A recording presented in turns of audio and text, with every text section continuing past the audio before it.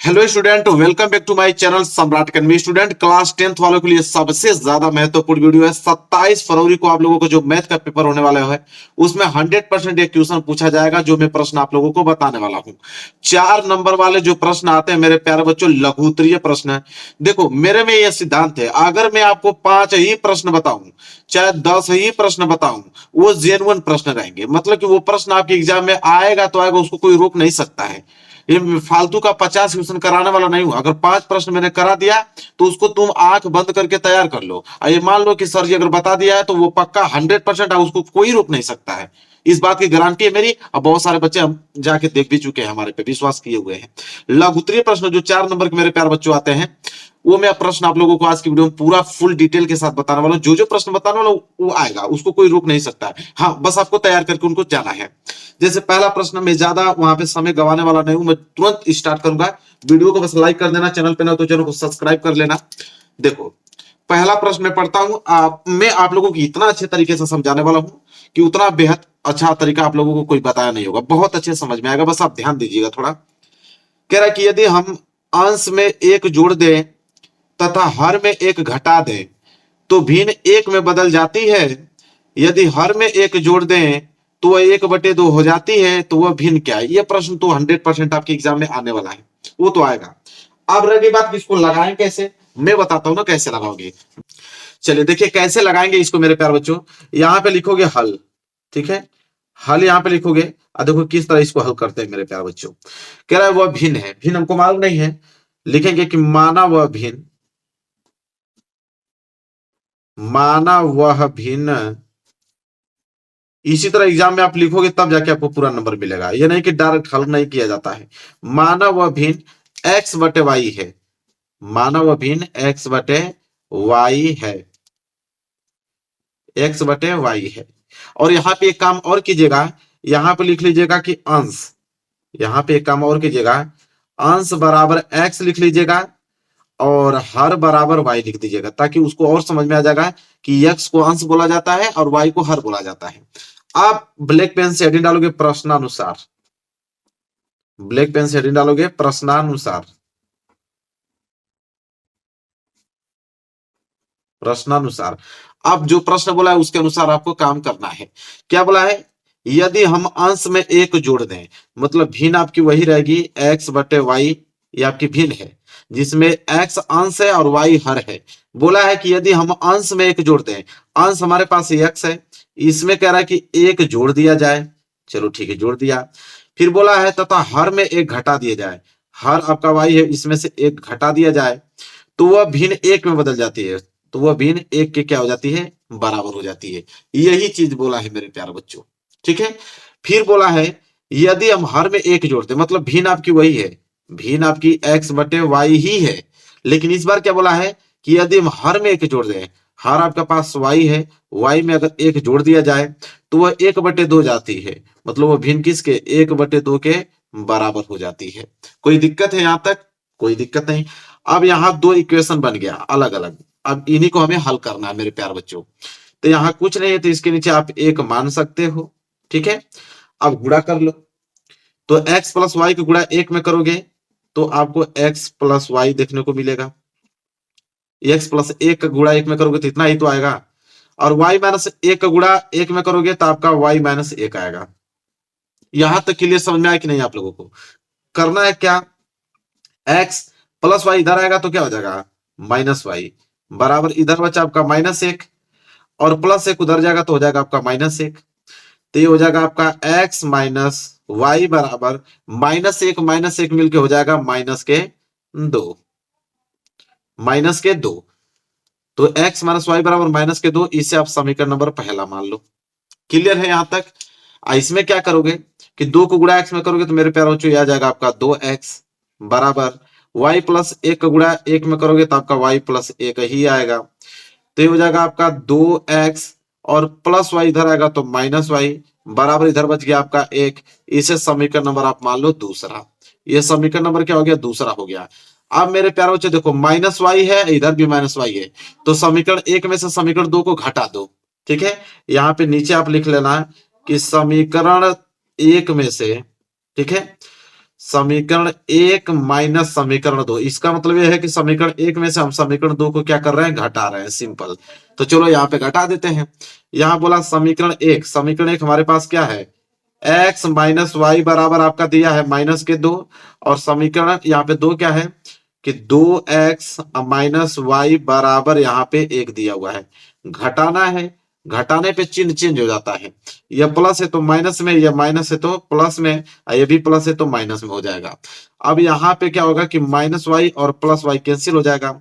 यहाँ पे minus 2x, यहाँ पे प्लस एक्स, घटेगा तो बचेगा यहाँ पे माइनस एक्स बचेगा, बराबर यहाँ पे माइनस एक और यहाँ माइनस दो और माइनस एक जुड़ेगा तो हो जाएगा आपका माइनस के 3 हो जाएगा। अब यहाँ से माइनस हो जाएगा कैंसिल मेरे प्यारे बच्चों, एक्स बराबर हो जाएगा आपका 3।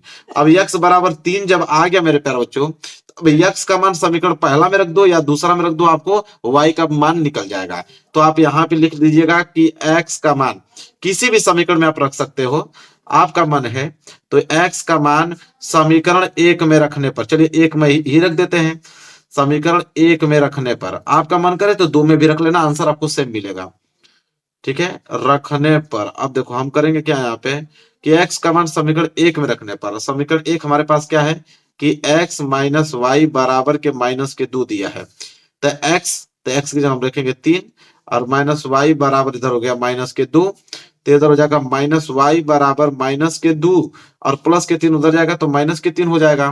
तो इधर हो जाएगा आपका माइनस वाई बराबर -2 और -3 माइनस के 5 और माइनस से माइनस हो गया कैंसिल, तो वाई बराबर हो गया आपका 5। तो एक्स बराबर 3 और वाई बराबर 5 आ गया ना। तो लिखेंगे वह भिन्न जो हम लोग माने थे, अभी नहीं पूछा है कि बताओ कि भिन्न क्या है, तो लिखेंगे वह भिन्न जो होगा मेरे प्यारे बच्चों, भिन्न को हमने माना था x बटे वाई के रूप में, तो यहाँ x का वैल्यू आ गया मेरे प्यारे बच्चों 3 और y का वैल्यू कितना आ गया 5, अतः वह भिन्न क्या है 3/5 है और यही आपका आंसर है। अब बताओ कहीं दिक्कत हुआ आप लोगों को, पूरा स्टेप बाय स्टेप एक एक वर्ड समझ में आया ना आप लोगों को, बस यही करना है और कुछ काम करने की जरूरत नहीं मेरे प्यारे बच्चों। अब ये क्वेश्चन हो गया पूरा का पूरा सॉल्व। अब हम बढ़ेंगे दूसरे क्वेश्चन की तरफ। चलिए मेरे प्यारे बच्चों देखो दूसरा प्रश्न, ये दूसरा प्रश्न क्या बोला है कि निम्नलिखित समीकरण युग्मों को हल कीजिए। ये प्रश्न आपके एग्जाम में आने वाला है इस बार 4 नंबर के लिए, इस बात को आप मान के चलो, जो प्रश्न आपको बता रहा हूं उसको आप तैयार करके जाओ, एक दो बार लगा कर जाओ, आपके एग्जाम में आएगा, इस बात की मेरी गारंटी है। देखो 3/x प्लस 2/y बराबर 11 और 4/x माइनस 5/y बराबर 7। अब ये आप समीकरण युग्म में दिया है, अब इसे हमें सॉल्व करना है। अब मेरे प्यारों इसका भी तरीका बहुत ही ज्यादा आसान है, कैसे सॉल्व करोगे मैं पेज ले लेता हूं, फिर देखो कैसे सॉल्व करते हैं। पहली बात की देखो यहाँ पे पहला समीकरण, ये दूसरा समीकरण मैं उतारता हूं, यहाँ पे दिया है 3/x और प्लस 2/y, ठीक है। इसके बाद बराबर में दिया हुआ है 11, इसे कुछ करने की जरूरत नहीं मेरे प्यारे बच्चों, इसे आप समीकरण नंबर पहला मान लो, इसे आप समीकरण नंबर पहला मान लिए, ठीक है। और इस साइड आप इसको नोट कर लो 4/x और -5/के यहाँ पे y और बराबर के 7 दिया हुआ है ना, इसे आप समीकरण नंबर दूसरा मान लो, ये हो गया आपका समीकरण नंबर दूसरा। अब कुछ करने की जरूरत नहीं मेरे प्यारे बच्चों, इसे करने की जरूरत है हल। अब देखो हल कितना आसान होगा, आप समझने की कोशिश करो। अगर इन दोनों में से चाहे यह वाला पार्ट इसके बराबर हो जाए, चाहे यह वाला पार्ट इसके बराबर हो जाए तो काम बन जाए। मेरे प्यारे बच्चों कैसे बराबर हो सकता है, देखो इस 2 में अगर मैं 5 का गुणा करूंगा तो 5 दूनी के 10 हो जाएगा, और इस 5 में अगर 2 का गुणा करूंगा तो ये भी 10 हो जाएगा। मतलब समीकरण 1 में मैं 5 को गुणा कर देता हूं, समीकरण 2 में मैं अगर 2 का गुणा कर देता हूं तो काम बन जाएगा। तो यहाँ पे मुझे एक लाइन लिखना पड़ेगा मेरे प्यारे बच्चों कि समीकरण 1 में, यहाँ पे लिखना पड़ेगा कि समीकरण 1 में 5 से, समीकरण 1 में तो 5 से तथा लिखेंगे, तथा समीकरण 2 में जो करेंगे हम लोग, समीकरण 2 में 2 से गुणा करने पर, लिख दीजिएगा 2 से गुणा करके जोड़ने पर, गुणा करके जोड़ दो तो आंसर मिल जाएगा, गुणा करके जोड़ने पर डायरेक्ट लिख दो कि गुणा करके जोड़ने पर, गुणा कर लो और जोड़ दो, फिर आपको समीकरण हल निकल जाएगा। ये लाइन लिखना पड़ेगा। लेकिन समीकरण 1 में 5 से गुणा करोगे तो कितना हो जाएगा, 5×3 15/x, क्या हो जाएगा 5×3 15/x हो जाएगा मेरे प्यार बच्चों, और प्लस 5 दूनी के 10 के क्या हो जाएगा y, 10 के y हो जाएगा, ठीक है।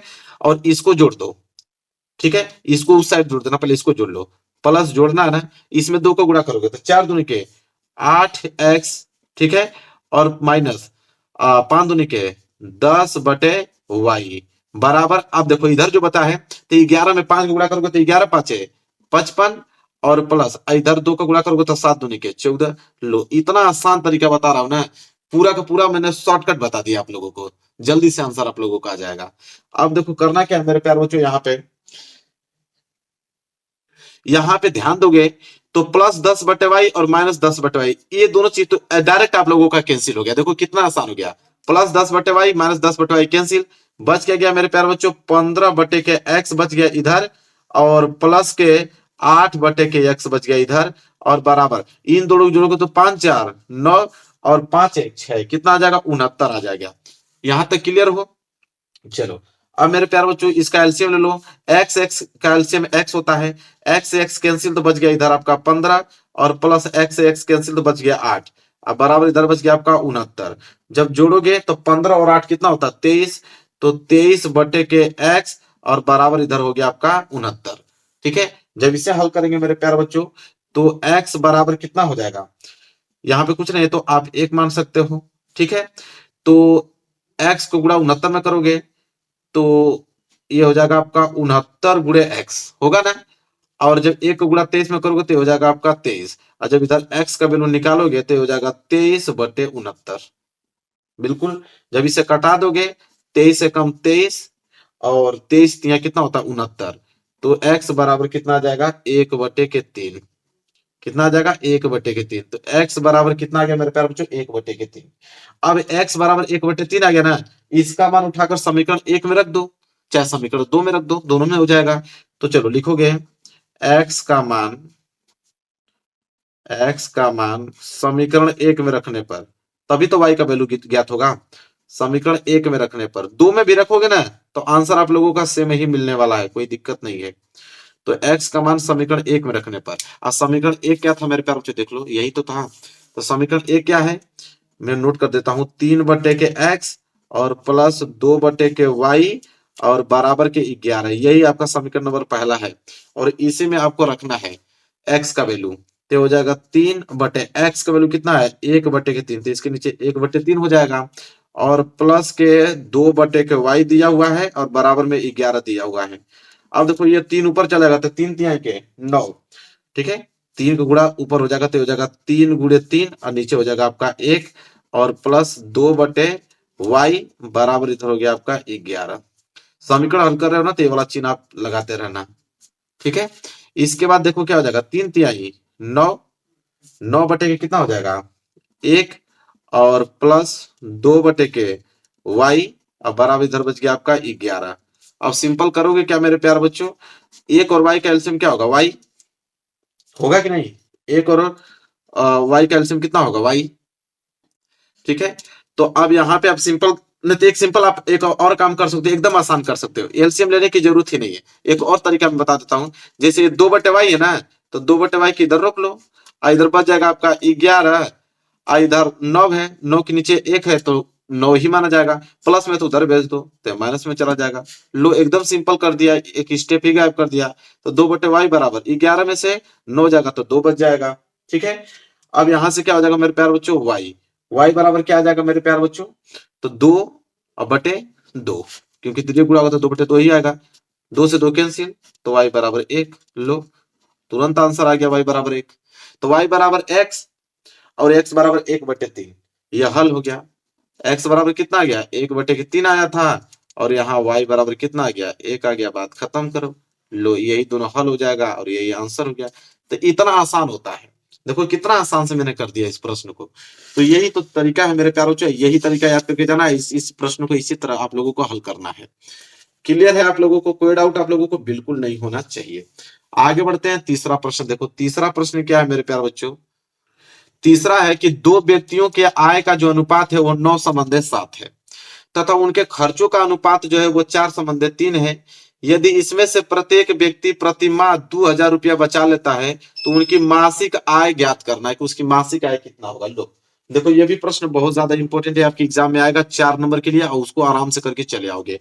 कैसे करोगे, देखो कह रहा है कि उसका मासिक आय पूछा है, दोनों व्यक्तियों का मासिक आय। देखो दो व्यक्तियों का आय का अनुपात तो दिया है कि दो व्यक्तियों का आय का अनुपात 9:7 है। तो देखो हल करते समय हम लोग कैसे लिखेंगे इस प्रश्न को, तो हम लोग लिखेंगे कि माना दो व्यक्तियों का आय, माना दो व्यक्तियों का आय,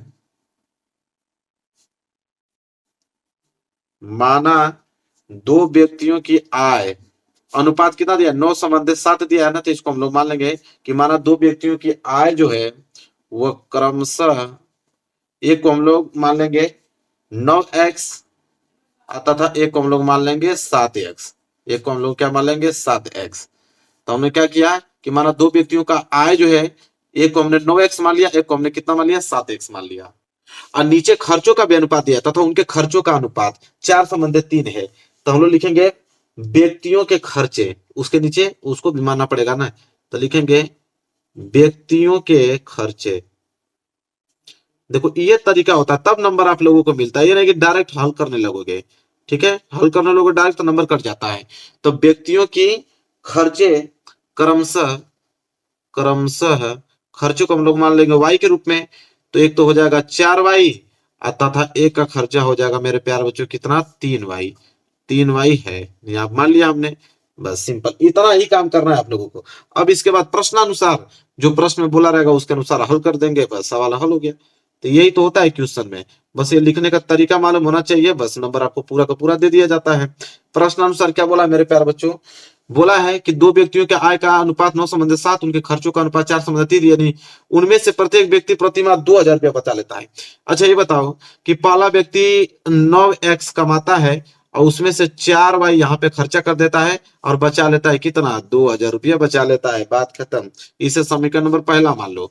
दूसरा व्यक्ति क्या करता है कि 7x रुपया कमाता है और उसका खर्चा कितना है 3y है, खर्चा करने पर भी कितना बचा लेता है 2,000 रुपया बचा लेता है। ये हो गया आपका समीकरण नंबर दूसरा, बात खत्म। अब यहाँ पे देखो कोई कोई ना कोई हमको बराबर करना है, ठीक है। तो मेरे प्यारे बच्चों कैसे बराबर होगा, तो बराबर तभी होगा जब इस 9 में 3 का गुणा करूं तो 27 हो जाए, इसमें 3 का गुणा कर, इसमें 3 का गुणा करूंगा ये भी 27 हो जाएगा, ठीक है। 27 नहीं, 27 कहां हो पाएगा, 9 दूनी का 18, 9 3 27, ठीक है। अगर 3 का गुणा करता हूं तो ये हो जाएगा कितना 12 हो जाएगा। 3 का, अच्छा आप ही बताओ 3 का गुणा करेंगे तो 12 होगा कि नहीं, इसमें 4 का गुणा कर दूंगा तो ये 12 हो जाएगा, काम बन गया। यहाँ पे लिख देंगे कि समीकरण एक में, समीकरण एक में 3 से तथा समीकरण 2 में, तथा समीकरण 2 में 4 से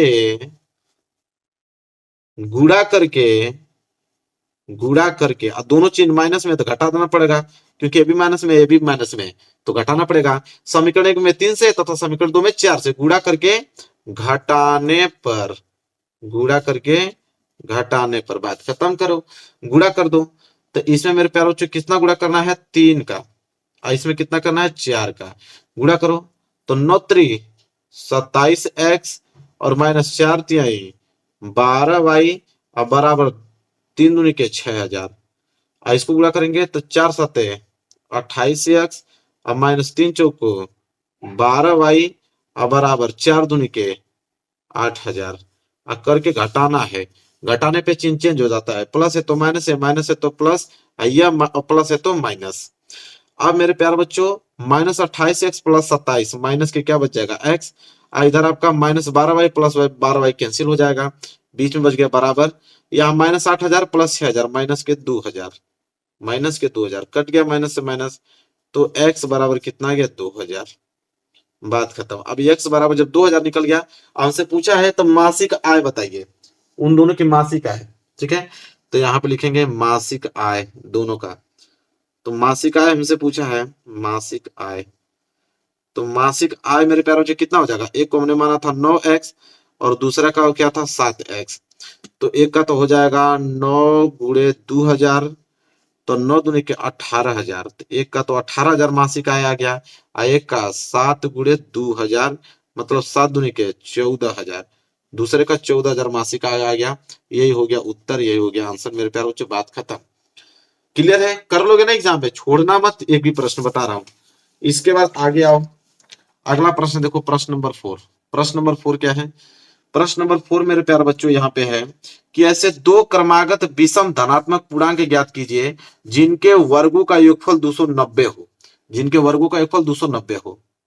देखो कैसे लगाएंगे मेरे प्यारे बच्चों इसको, प्रश्न बहुत अच्छा है। देखिए करेंगे हम लोग क्या, यहाँ मानेंगे उसको, हमें भी क्या करना पड़ेगा, मानना पड़ेगा कि ऐसे दो क्रमागत विषम धनात्मक पूर्णांक ज्ञात करना है। तो देखो कैसे करोगे, हल में कैसे लिखेंगे हम लोग एग्जाम में। एग्जाम में लिखेंगे कि माना दो क्रमागत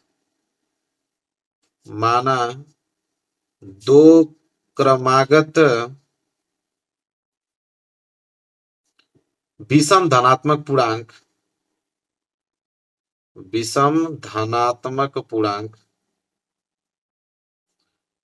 माना दो क्रमागत विषम धनात्मक पूर्णांक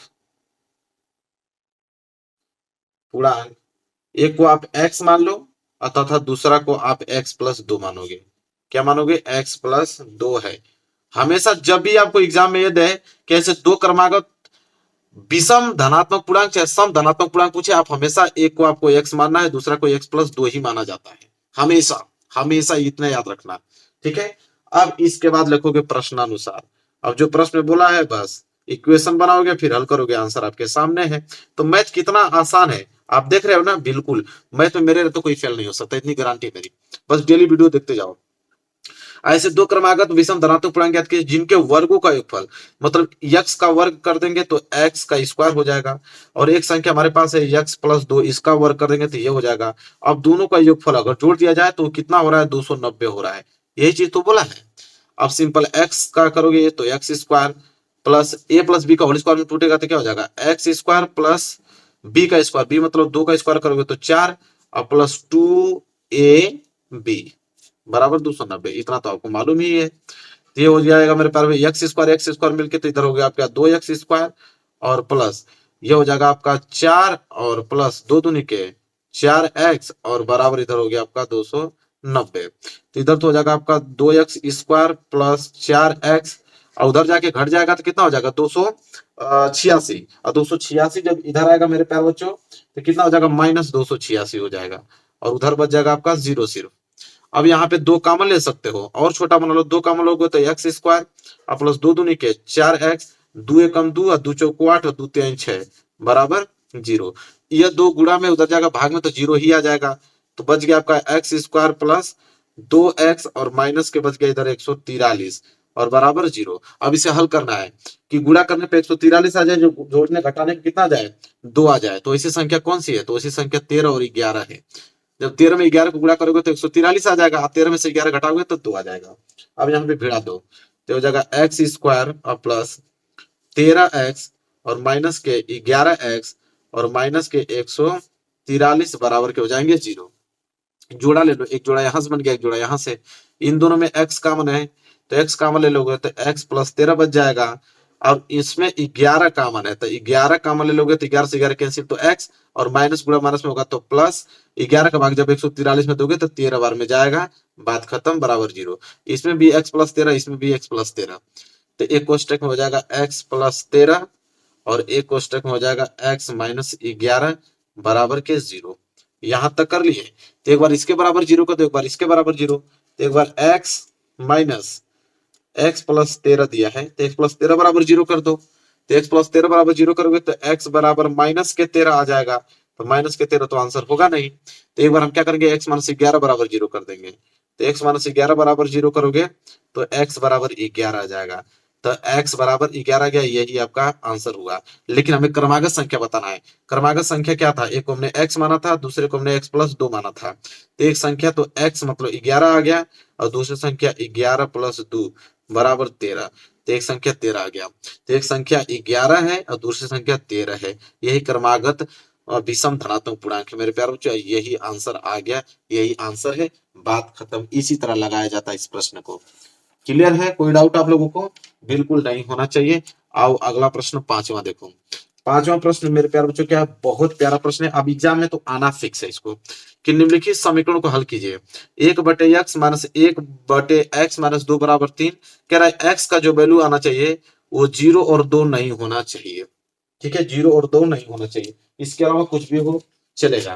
देखो कैसे हल करेंगे, एक पेज ले लेता हूं मैं, ऊपर कर देता हूं। इसको नोट करना पड़ेगा मुझे। एक बटे के क्या है, एक्स, और माइनस के एक बटे के एक्स माइनस के दो, ठीक है, और बराबर में दिया हुआ है 3। इसको हमें हल करना है। देखो कितना सिंपल हल करेंगे मेरे प्यार बच्चों, कुछ करने की जरूरत नहीं। एलसीएम लो, डायरेक्ट आप एलसीएम लो। एलसीएम लोगे तो एलसीएम कितना आ जाएगा, एक्स और एक्स माइनस दो, यही एलसीएम आएगा कि नहीं। एक्स से एक्स कैंसिल, एक्स माइनस दो बचेगा। एक्स माइनस दो को गुणा जब एक में करोगे तो एक्स माइनस दो ही आने वाला है। बीच में माइनस है, माइनस लगा दो। एक्स माइनस दो से एक्स माइनस दो कैंसिल, बच गया एक्स। एक्स को गुणा एक में करोगे तो एक्स आएगा, और बराबर इधर लगा दिए तुम 3। ठीक है, ये समीकरण हल कर रहे हो। अब मेरे प्यार बच्चों क्या होगा यहाँ पे, एक्स और माइनस के दो और माइनस के एक्स और बटे एक्स में एक्स गुणा करोगे तो एक्स स्क्वायर, और माइनस दो को गुणा एक्स में करोगे तो दो एक्स, बराबर इधर बच गया आपका 3। ठीक है, इसके बाद मेरे प्यार बच्चों यहाँ पे तो सिंपल आपको दिख रहा है कि माइनस एक्स और प्लस एक्स कैंसिल हो जाएगा, बच जाएगा माइनस दो, और बटे में एक्स स्क्वायर माइनस के दो एक्स और बराबर के 3। और यहाँ कुछ नहीं है तो एक मान लो, सिंपल ना, तो हो जाएगा। इसका गुणा करोगे तो हो जाएगा 3x स्क्वायर और माइनस 3 दूनी के 6x बराबर माइनस दो को गुणा एक में करोगे तो माइनस के दो ही आने वाले हैं। अब क्या करोगे यहाँ पे, तो हो जाएगा आपका 3x स्क्वायर और माइनस के 6x और माइनस के दो इधर आएगा तो प्लस के दो और बराबर में 0। अब इसका हमें क्या करना पड़ेगा मेरे प्यारे बच्चों, फैक्टर करना पड़ेगा। तो फैक्टर क्या करोगे, दो को गुणा जब 3 में करोगे तो 2 3 6। ऐसी कोई संख्या है जो जोड़ने पे 6 आ जाए और घटाने पे फिर 6 आ जाए, कोई है ऐसी संख्या? कोई नहीं है। जब इस तरह का समीकरण आपसे न बने तो अब कैसे इसको हल करोगे, तो सूत्र का प्रयोग करोगे, श्रीधाचार्य नियम लगाओगे। कौन सा? श्रीधाचार्य नियम, या लिख लो। जब जब समीकरण नहीं बन पाता है मेरे प्यारे बच्चों, इक्वेशन नहीं बन पाता है, तो श्रीधाचार्य नियम काम आता है। और श्रीधाचार्य नियम आपको मालूम होना चाहिए कि श्रीधाचार्य नियम का रूल क्या कहता है। श्रीधाचार्य नियम का रूल कहता है कि माइनस बी और प्लस माइनस करड़ी में बी स्क्वायर माइनस के 4ac और बटे के 2a, ये नियम काम आता है मेरे प्यारे बच्चों। ठीक है, अब देखो यहां से हमें एबीसी का वैल्यू चाहिए। अब a बराबर क्या होगा, a बराबर मतलब एक्स स्क्वायर का गुणांक, तो a बराबर 3 आ गया। और b बराबर क्या होगा, b बराबर x का गुणांक माइनस के 6 आ गया। और c बराबर अचर पद जो कि 2 दिया है, c बराबर 2 आ गया। अब यहाँ वैल्यू रखना है मेरे प्यारे बच्चों से, तो यहाँ x बराबर, यह आपका फॉर्मूला x के बराबर आता है। तो x बराबर क्या हो जाएगा, माइनस तो फार्मूला लगा है तो माइनस फार्मूला में लगा दो। फिर b का वैल्यू है माइनस के 6। फिर यहाँ प्लस माइनस करड़ी में बी स्क्वायर, देखो दिया ना बी स्क्वायर, बी मतलब माइनस 6 का क्या कर दो स्क्वायर। फिर माइनस 4a का वैल्यू कितना है 3, 80 का वैल्यू है 2। ठीक है, अब पूरे बटे में मेरे प्यारे बच्चों आ जाएगा 2 इंटू a का मतलब 3। जब हल करोगे तो x बराबर माइनस माइनस प्लस हो जाएगा, तो 6 और प्लस माइनस करड़ी में क्या हो जाएगा, माइनस 6 का स्क्वायर करोगे तो प्लस के 36 आ जाएगा। और माइनस 4 3 12 12 दूनी के 24, और बटे में कितना हो जाएगा 3 दूनी के 6। तो x बराबर क्या हो जाएगा 6 और प्लस माइनस यहाँ से घटाओगे 36 में से 24 घटाओगे तो मेरे प्यारे बच्चों कितना बच जाएगा, तो यहाँ से बच जाएगा 2 और यहाँ से बच जाएगा 1। कितना बच गया मेरे प्यारे बच्चों, 12 बच गया। ठीक है, अब बटे में कितना आ जाएगा 6 आ जाएगा। तो x बराबर कितना आ जाएगा 6 प्लस माइनस करड़ी में 12 को हम क्या लिख सकते हैं, 4 तिहाई 12 और बटे 6 लिख सकते हैं, बिल्कुल। तो हो जाएगा x बराबर 6 प्लस माइनस, देखो 4 का वर्गमूल तो 2 बाहर निकल जाएगा और करड़ी में बच जाएगा आपका 3 और बटे के 6 बच जाएगा। ठीक है, अब मेरे प्यारों जो यहाँ करना क्या, सिंपल कि इसको हल जब करेंगे तो एक बार पॉजिटिव लेने पे एक बार निगेटिव लेने पे। तो पॉजिटिव जब हम लेंगे तो x बराबर क्या जाएगा 6 प्लस 2 करड़ी में 3 और बटे के 6। तो इसको हल करेंगे तो x बराबर कितना जाएगा, 2 यहाँ पे क्या लिया ले जाएगा कॉमन। ठीक है, 2 कॉमन लेंगे तो क्या हो जाएगा 2 तिहाई 6 और प्लस करड़ी में 3 और बटे यहाँ पे 6, कटा दो तो 2 तिहाई 6 3 बार में कट जाएगा। तो x बराबर क्या जाएगा 3 प्लस करड़ी में 3 और बटे के 3। ठीक है, और एक बार निगेटिव लेने पे, ठीक है, तो यहाँ लिख लीजिएगा निगेटिव लेने पे, निगेटिव लेने पे हो जाएगा x बराबर 6 माइनस 2 करड़ी में 3 और बटे में 6। उसी तरह इसको हल करेंगे, 2 कॉमन ले लेंगे तो 2 तिहाई 6 और माइनस करड़ी में 3 और बटे में 6, फिर कटा दोगे 2 तिहाई 6। तो x बराबर 3 माइनस करड़ी में 3 और बटे में 3। अब हल आ गया आपके सामने, तो x बराबर 2 हल निकल गया। एक तो निकल गया 3 प्लस करड़ी में 3/3 और एक निकल गया आपका 3 माइनस करड़ी में 3/3। बात खत्म। ये हल यही आपका क्या है मेरे प्यारे बच्चों, आंसर है। क्लियर है? आपको क्लियर होना चाहिए। देखो ज्यादा प्रश्न नहीं बताया हूं, 5 ही प्रश्न बताया हूं, लेकिन ये विश्वास रखो कि 5 आएंगे। 5 हमने बता दिया ना, विश्वास रखो कि 100% आएंगे, इसको कोई रोक नहीं सकता है। तो देखो जो वीडियो मैं आपको बनाऊंगा कम क्वेश्चन बताऊंगा, लेकिन जेन्युइन तरीका रहेगा उसका, और वो 100% आपके एग्जाम में आएंगे, उसको कोई रोकेगा नहीं। तो वीडियो को लाइक कर देना, चैनल पे ना तो चैनल को जरूर सब्सक्राइब कर लेना। मिलेंगे एक प्यारे से नेक्स्ट वीडियो में, तब तक के लिए धन्यवाद।